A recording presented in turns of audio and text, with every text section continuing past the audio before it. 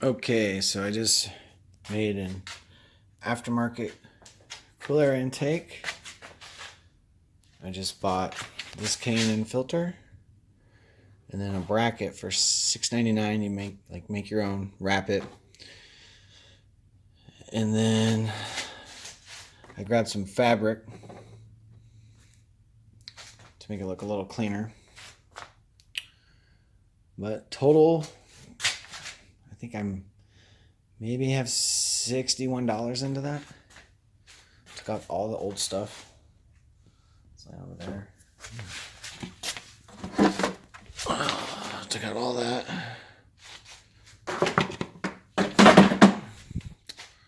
Just making it look nicer. Drilled out the holes down here. So now air will force up from there.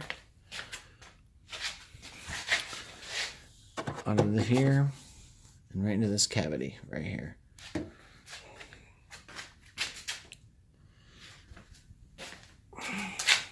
Not too shabby. 61 bucks for a cool air intake.